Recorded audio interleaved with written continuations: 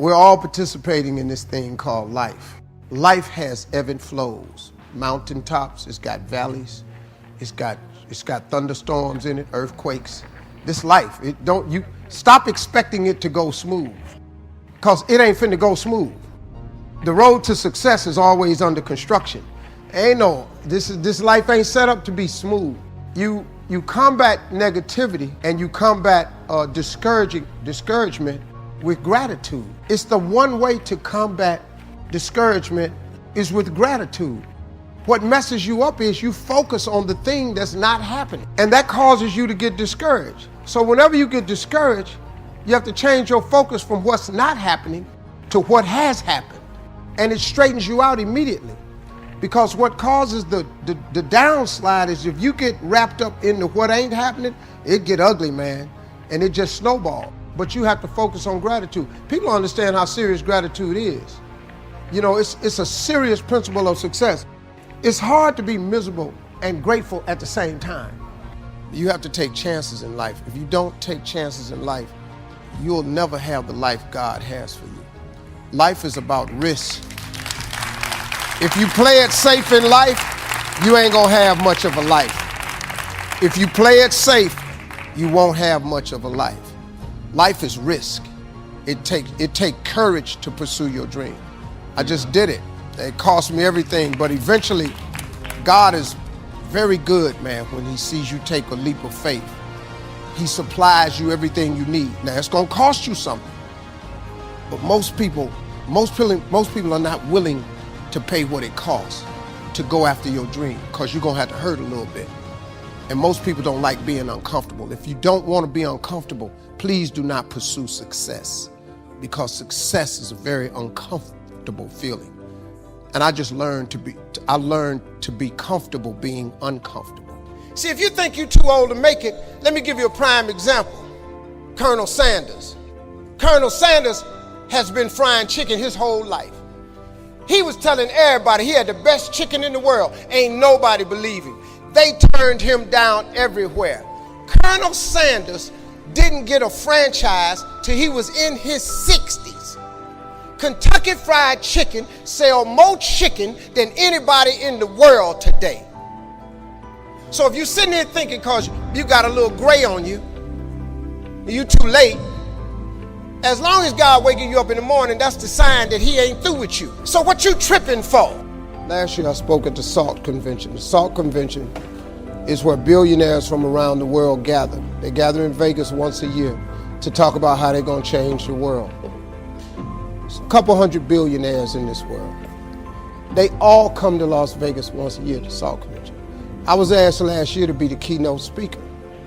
And I'm tripping because I'm not a billionaire. And I asked a guy who asked me to do it, I said, I'm not a billionaire, you do understand that. We said, Mr. Harvey, we know everything about you. We know your net worth and everything. I said, well, what can you all learn from me? He said, everything. He said, the reason we want to hear your story is because the majority of us that are billionaires, we inherited some money and we grew it. A couple of us inherited $1 billion, some of us inherited 300 million and we turn it into $1 billion. You come from nothing. What we want to know is how you got to where you are after coming from nothing. How did you live in a car for 3 years and wind up on more TV shows than anybody? How did you survive flunking out of school? How did you survive all of that? We want to know that, because in case something happens to us, we don't really have the information that you have, or how to come from the back to the front, or how to come from the bottom to the top. So I get asked oftentimes to speak.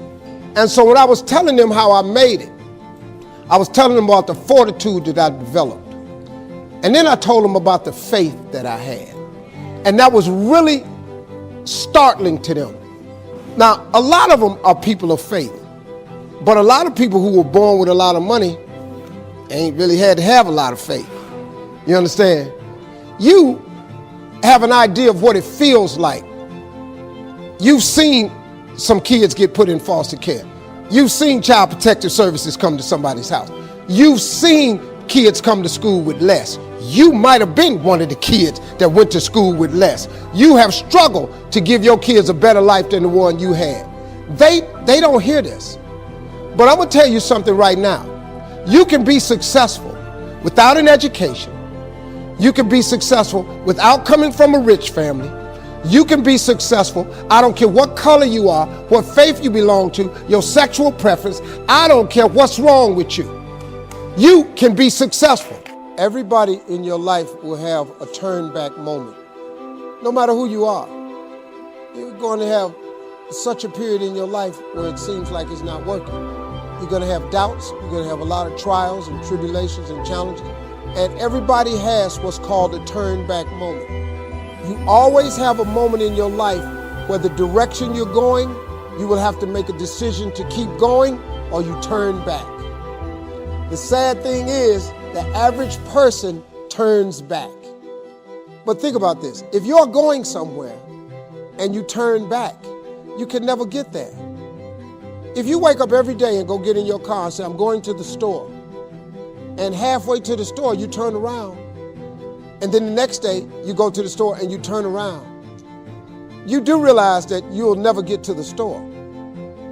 So whatever you needed from the store now is even a greater need because you turn back. And every time you turn back, it does not change the need. So what kept me going was, I made turning back, giving up, never an option. And I had really dark moments, man, where I thought I just didn't think I was going to make it. I mean, where I am today, I didn't see it clearly at all. I had a lot of turn back moments.